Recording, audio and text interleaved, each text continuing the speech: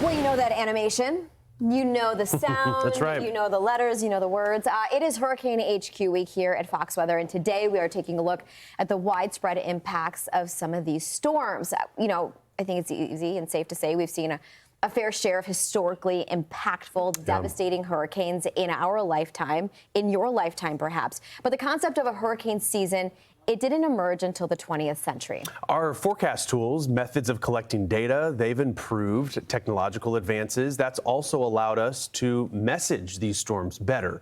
But the world that we live in now, so many people living along many vulnerable coastlines across the lower 48, makes us wonder, what if some of these early recorded storms made landfall today? And when I say early recorded storms, some of these didn't even have an official name. Let's bring in Fox Weather hurricane specialist Brian Norcross. No one better to talk about this than Brian, because when you go back to hurricanes of note, historical ones, these were mean. These were monsters. Yeah, I can remember those 19th century storms like they were yesterday. Yes. So, Stephen and Marissa, good morning and good day to you.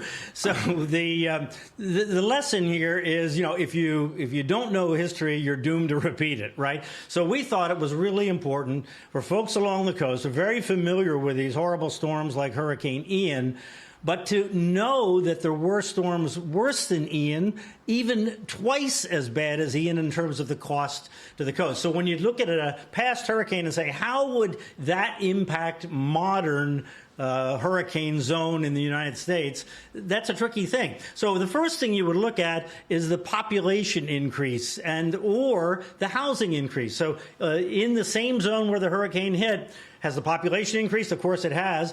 But that's not the best measure. The better measure is how many housing units have increased in that area. That's still not a perfect measure, but it is something to look at. So those are two different ways that people make this kind of approximation. Another is to talk about just plain old inflation. How much is the dollar worth? How much wealth is there? So when you combine all this together, you get a variety of lists. But generally, they all contain at least these storms. And generally, number one or maybe number two is this one. And that's the Great Miami Hurricane of 1926. It came up from north of Puerto Rico. It only had these little islands to slow it down, and it slammed into South Florida on September 18th, 1926. There you see, and the thing that's so unusual about this, here's the track down here well south of Miami, and the city and South Beach are in the eye.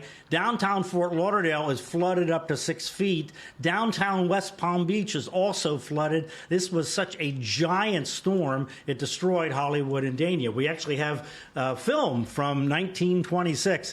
And take a look here. You're going to see downtown Miami as it was after the storm. And there's the Royal Palm Hotel, which sat right there on the Miami River. And about 10 feet of water came into downtown Miami. And 95% of the buildings in all of metropolitan Miami, Fort Lauderdale, were damaged or destroyed in this one giant hurricane that hit in September of 1926. Okay, let's move on to the next one. We're going to go way back. This is the last Category 3 or above, believed to be Category 3, to hit New York City. It's called the Norfolk and Long Island Hurricane of 1821. And believe it or not, we actually have a newspaper from 1821. It was called the Tremendous Gale, estimated Category 3, wind damage, widespread flooding, and it hit at low tide. And there's a big tide swing in New York, but it still flooded the Battery. All of the waterfront was destroyed in this storm, and lots of damage through the city. So if this were to happen again, this would be a problem for the high rises and skyscrapers in New York City. We just rarely get a storm in New York City. Okay, here's one. How about Tampa Bay? How bad was it in Helene? You go, boy, that was the worst we've ever seen. Well, I'll tell you what, if this happened again, this would be about twice as bad. This is the Great Gale of 1848, and it wasn't in October, actually. This is the September 25th storm. Came right over Clearwater, downtown Tampa, and put tremendous storm surge into Tampa Bay. And here's a picture of what was called Fort Brooke at the time. The little village of Tampa was right next to it. This fort was destroyed. There you see it, September 25th. Storm surge estimated 12.5 feet above high tide, but it came in at low tide, so a total of 15 feet of storm surge. Pinellas County was cut from the Gulf all the way into Hillsborough Bay, and so they had to fill that back in to have the Pinellas County we have today. And then 3 weeks later, there was another hurricane, moved just to the north. This one, about 10 feet of storm surge. So that was a crazy year. So in Tampa Bay, it can be a lot worse than Helene is the main point. All right, to Galveston now. You know about the 1900 Galveston hurricane that killed some 8,000 or more people. This is the 1915 Category 4. Hit Galveston again. The difference is with this one a little farther north, this one would have gone into Houston. So this is always high on the list. Galveston, where over 8,000 people died in 1900, only in the hundreds died in this one because that seawall they built. But Houston wasn't really there yet in a big way. So if this happened today with those millions and millions of people in Houston, this would be up in the $200 billion range. There was the newspaper at the time. Hurricane has struck the mainland. No communication with Galveston, estimated 130 miles per hour. So there was plenty of damage, but not like there had been. All right, the 1928, the Okeechobee hurricane. This thing was actually called San Felipe Segundo when it hit Puerto Rico as a Category 5 on September 13th, called Segundo, meaning second, because there had been another San Felipe hurricane, because September 13th is San Felipe Day in the Catholic calendar. That's why they named it that. Then a beeline to West Palm Beach. They were scared to death in South Florida because that huge hurricane that had happened 2 years before, the Miami hurricane. This one missed Miami, hit West Palm Beach and Lake Okeechobee. The winds coming around like this took the water of the lake and put it over these towns south of Lake Okeechobee and killed at least 2,500 people. Estimates 3,000 or 4,000 people may have died, mostly migrant farm workers there. And we have pictures from the 1928 hurricane. The pictures are mostly from from West Palm Beach. You see there was complete destruction there in West Palm Beach as that Category 4 hurricane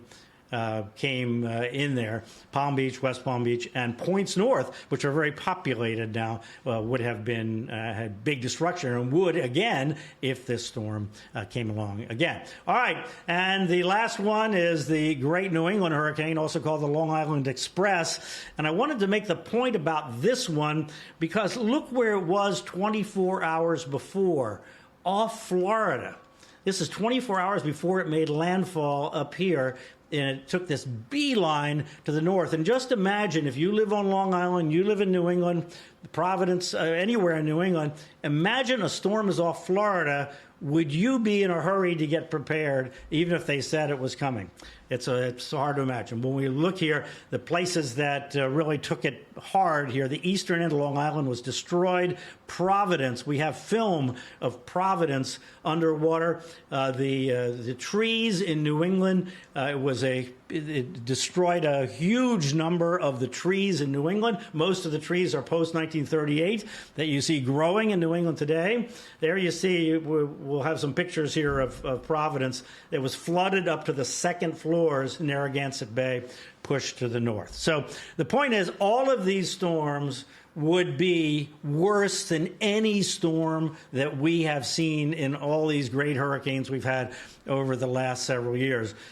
So as incredible as these storms, the Ians and the Michaels and Helene and Milton have been, if these historic storms come back, it's on a whole different scale. And I just think it's important for everybody in the hurricane zone to understand that this is the reality just in the little short time that the United States has been here, let alone in historic time. We know there have been great storms even before that 1821 storm, obviously. Yeah, which is a fascinating dive, Brian. I mean, out of the folks that I know who know hurricanes, the 19th century storms, you're the guy that I would go to. And it's interesting among that list because I know that there are so many more you could have talked about, but highlighting a few of those that have reached the Northeast because that is such a rare thing to occur in the modern era. I mean, you were even mentioning it.